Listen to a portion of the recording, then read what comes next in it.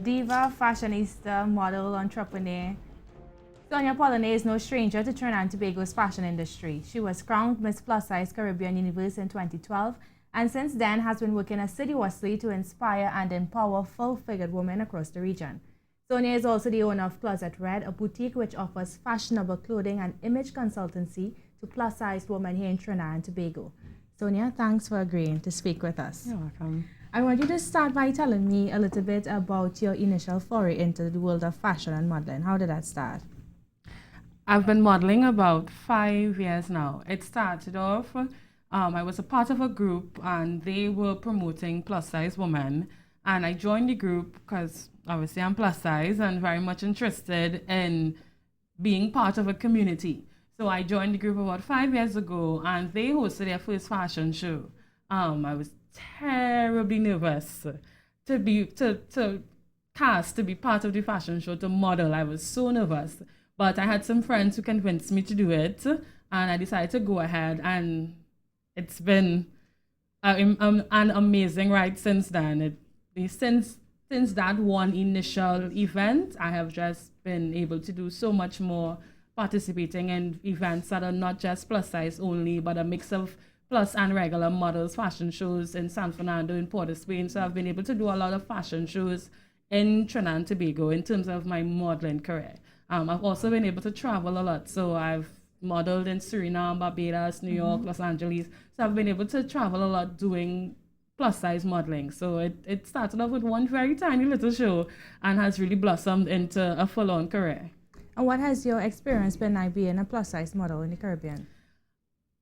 It's been very interesting. I have to say though that I've been fortunate enough to not have a ridiculously bad experience. However, my main reason for even being a plus size retailer did stem from a bad fashion experience. You would get casted for fashion shows and you would get there, they love you, they love your walk, they love your look, and there's nothing to fit you.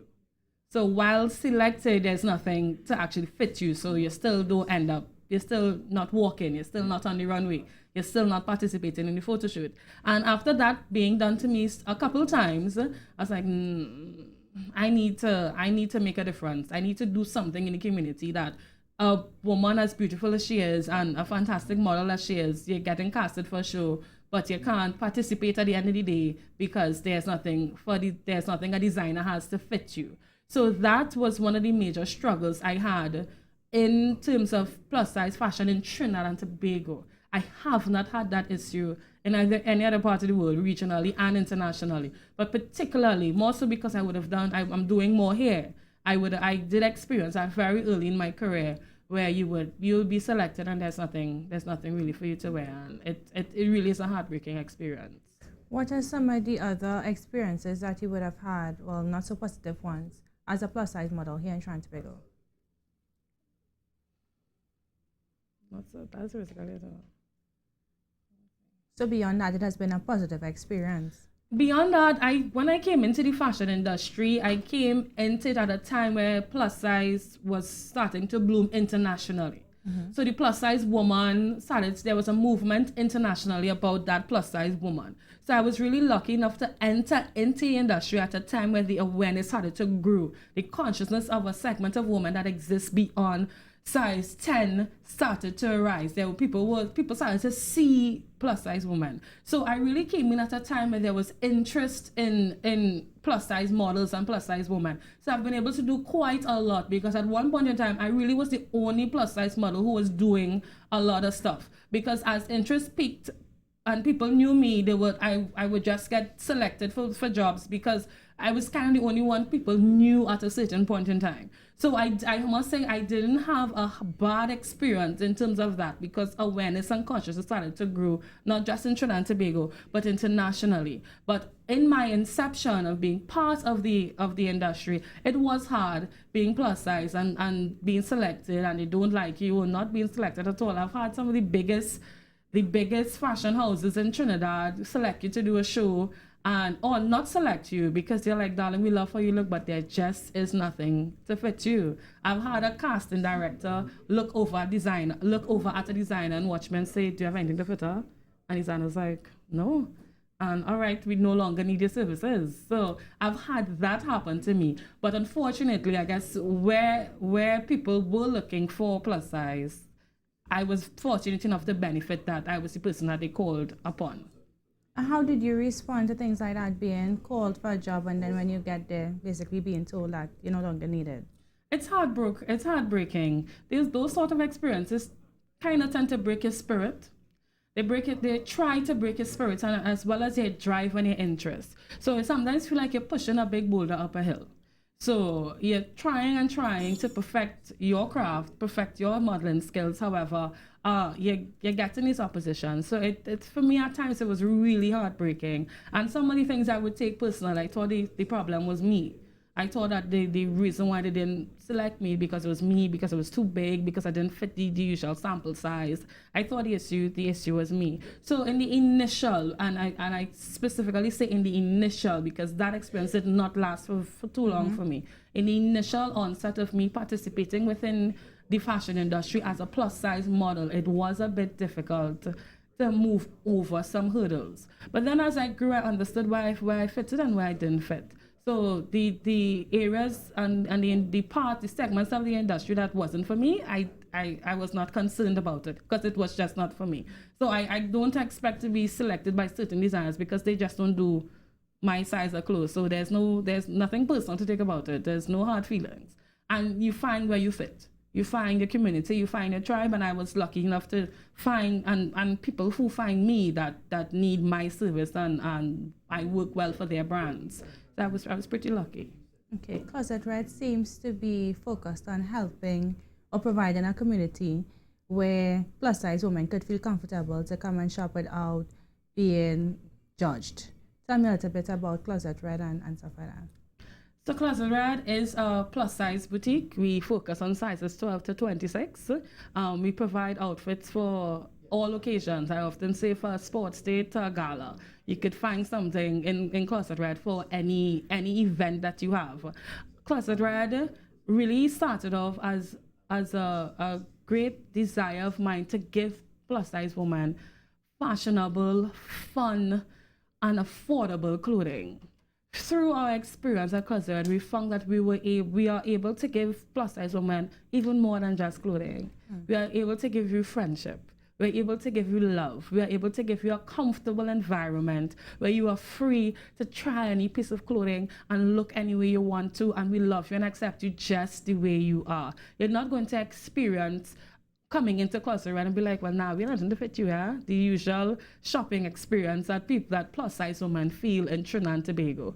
You're not going to experience that at Closet Red. We're going to try our hardest. Even when we do you are a size that is not our usual size, we try our best to accommodate you some way. It's never an experience where you are treated derogatory or you are treated poorly because of who you are. We love who you are, we celebrate who you are, and we want you to enjoy being exactly who you are. So I'm proud to say we really provide a warm, comforting, loving environment for you to shop and buy clothing.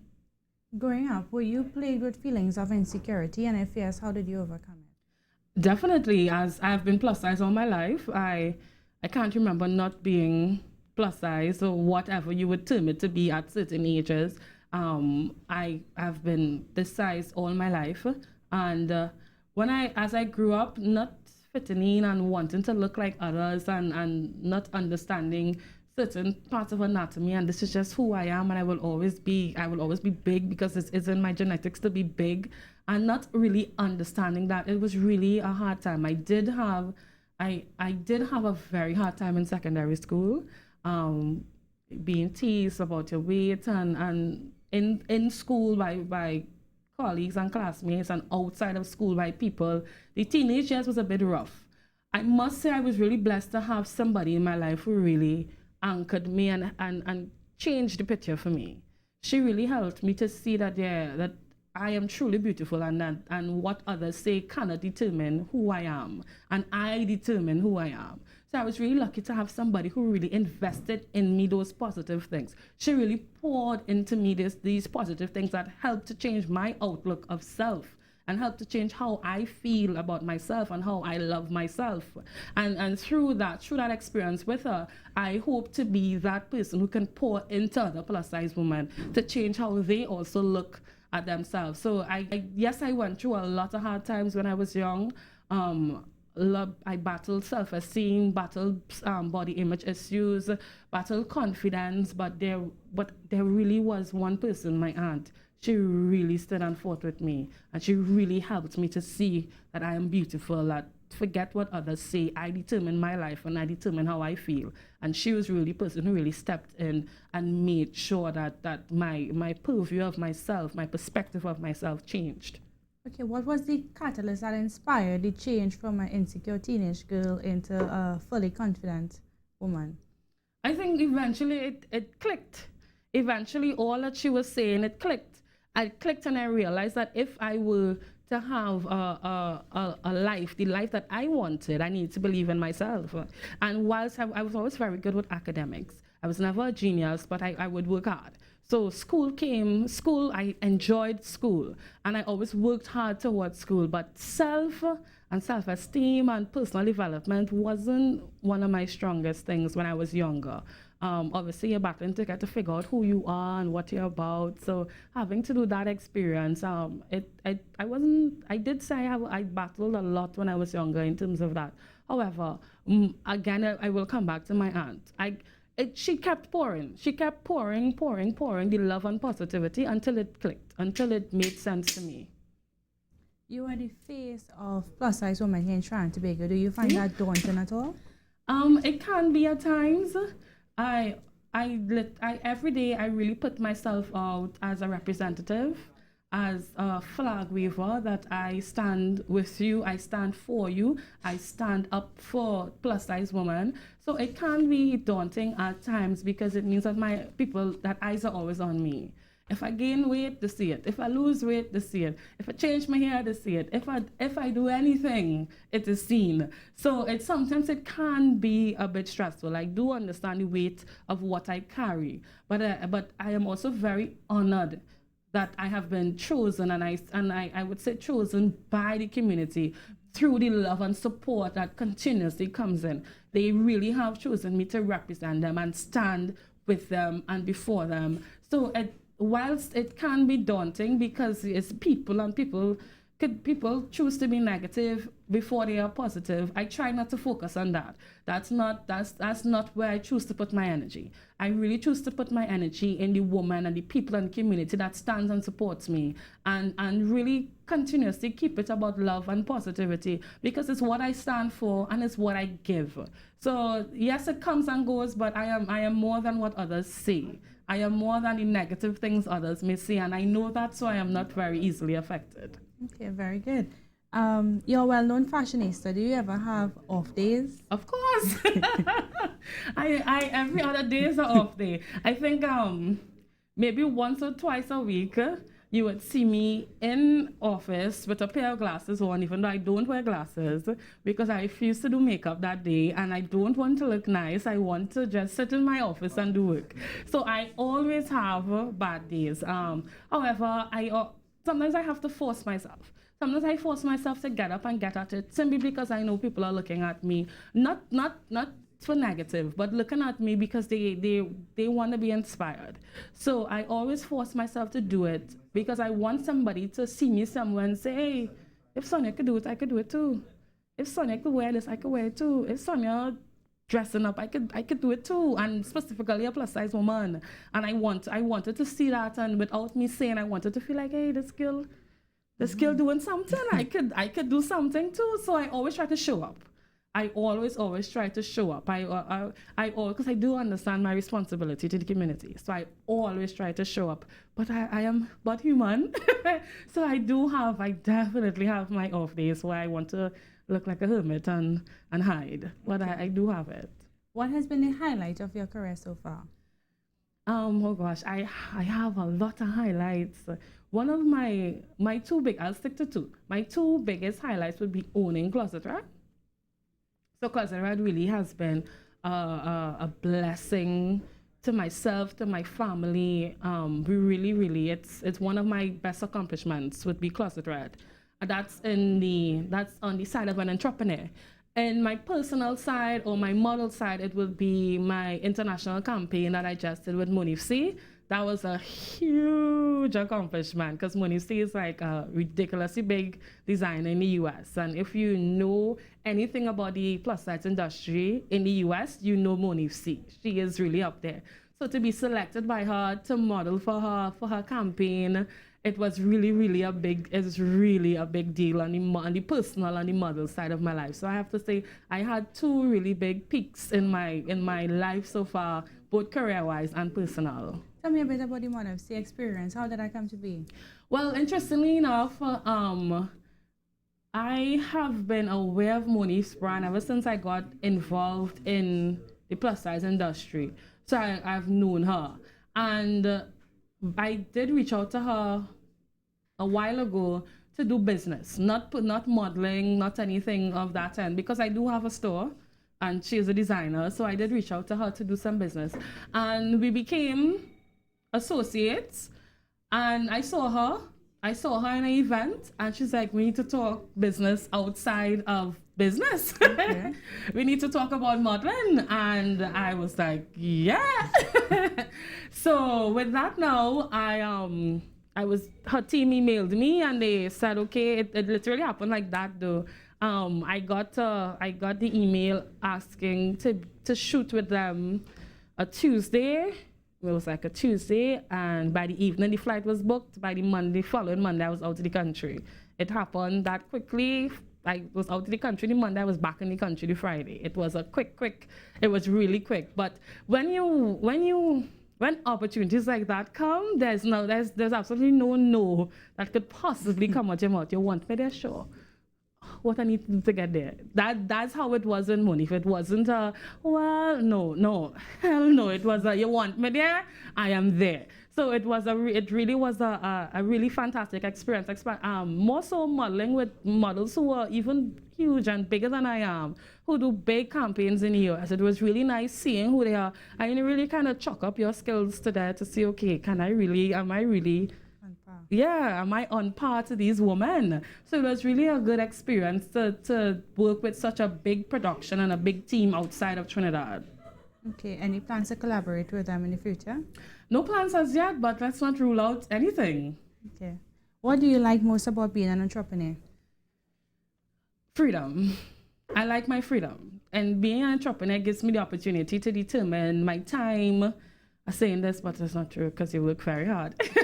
But it gives me the opportunity to determine my time and my interests and where I put my creativity and where I put my energy. It gives me the opportunity to truly express myself and in all aspects of my life. It has given me a lot of blessings. But I think one of the major benefits, besides freedom, one of the major benefits of being an entrepreneur, my entrepreneurship journey has allowed me to bless my family.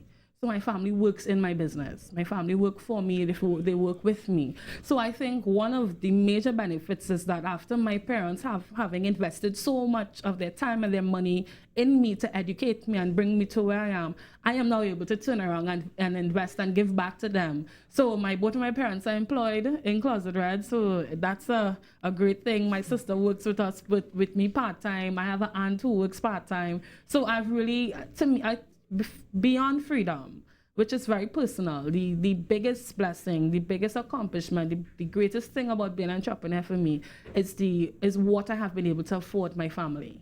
Is it difficult though working so closely with your family? Yes and no. Yes, because my father and I, we butt heads a lot. So at times it can be difficult with my father, but my mother is my best friend. Okay. I work the closest with my mother. She's my CFO. Our desks are literally next to each other. I see her every day for 12 to 14 hours a day. Once she is there, once I am there, she is there. So my mother is my best friend, my confidant, my business partner. My mother she is really one of the firing and the great forces behind Closet Red. So and we get along really well. Thankfully, we get along really well. My mom hip and young and things to her. So we get along really, really well. So it's not difficult at times, but people are people and family is family. You know how things go at times. But I have to say, I haven't been having a hard experience with them. They trust me. they have seen that once I commit to things that I follow through. So there's little questioning. Even though when I did get into the business, my father was very much against it. I was in the business full time 3-4 months and he was still against it. But he has turned over, clearly, because he's working for me now. So he sings a different tune now. But when I started to get into the business and I made the decision to do the business full time, my father was kicking and screaming. He wanted no part. But I didn't, while I was upset, I didn't hold it against him for long because I do understand where he comes from. We come from the traditional Trinidadian family where you want to try to get a stable job and hold on to it forever. Mm-hmm. And I am a millennial. I want to create my own future. I want to create my own life experiences. So we did clash in terms of that. However, he has changed his tongue completely, and he is very much present and very much involved, and sometimes too involved because he stresses me out. But he supports 100%. What's next for Sonja and what's next for Closet Red? Well, what's next? Next for Closet Red is Curvy Cruise. So we are having our first party type event. Normally we do a fashion show yearly. Last year our fashion show last year was pretty huge. But I decided creatively to walk away from the fashion show and allow myself to really be inspired by other things so that when I do produce the fashion show again, it's even greater, it's even better. We did it 3 years in a row. So I wanted to step away and try something else and give my community, give my tribe, give my people, give my customers something different. So we came up with Curvy Cruise. One of the major stimulants for Curvy Cruise was at my fashion show last year, we had a dance party and it was bacchanal. It was madness. People were having a fantastic time. So I was like, okay, well, let's do this a little bigger. Let's actually make the party the event now and not just the bonus. Let's focus on that. And the response has been really, really good. It's been really tremendous to see that people are really eager and anxious to just get up and have fun. And that's why we're producing Curvy Cruise, because we just want you to have fun and feel good and enjoy the skin you in and love who you are and express it and more importantly, be among people who love you and want you to be comfortable and want you to enjoy yourself. So that's why we're producing Curvy Cruise this year. So we're really excited. This happens really soon too on November 6th. So everything is focused right now on Curvy Cruise. So we're really excited about that one. Okay, if given the opportunity to speak to those who used to ridicule you and those who didn't take you seriously when you were a teenager growing up, what would you say to them? The politically correct stuff? I really have nothing to say to them. I think my life speaks for itself. So I'm not interested in going back and rubbing anything in anyone's face because this is my journey. This was my journey even before I saw my journey. This was my journey before they even saw my journey. So I don't need to say much. If you look at me and you see what I do, then you yourself would understand and you yourself would feel your own type of way without me having to utter words. I won't engage anyone who would have tried to bring me down or be negative to me when I was young. I won't put my energy there. However, I would say that, sometimes you really have to overcome certain obstacles and get over certain things if you're really, really passionate about something. So they were critical to my story. Okay. Mm-hmm. Any advice for plus-size girls who may be going through trying to sort through feelings of insecurity, struggling with self-esteem? Yeah, I would say to any plus-size girl, woman, because it's not just for girls, women, we battle it too. I would say to them that, first of all, who you are is so powerful and so amazing, and it has absolutely nothing to do with anybody else around you. It is a decision that you make. It is a decision that you make daily to get up and feel beautiful and look beautiful and to believe in yourself. And if they could just simply make that decision daily, make that decision minute by minute to love themselves exactly who they are, they would see their entire world change. They would see how people treat them, how people respond to them completely change, because now you have changed the energy flowing around you.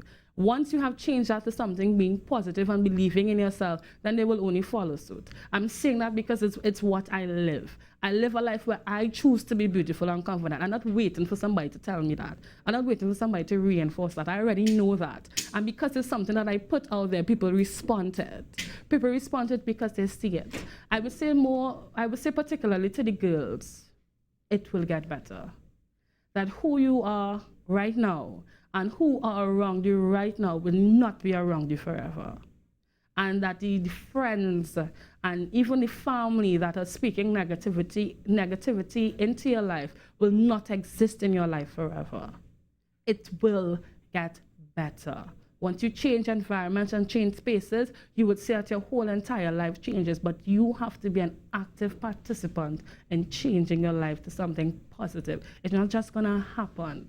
It's not just gonna happen. You have to make decision to change the channel of those voices, tune them out, change the voice on the radio, and fill it with something more positive. Get around people who love you and who like you, and really make that the voice that sings through to you.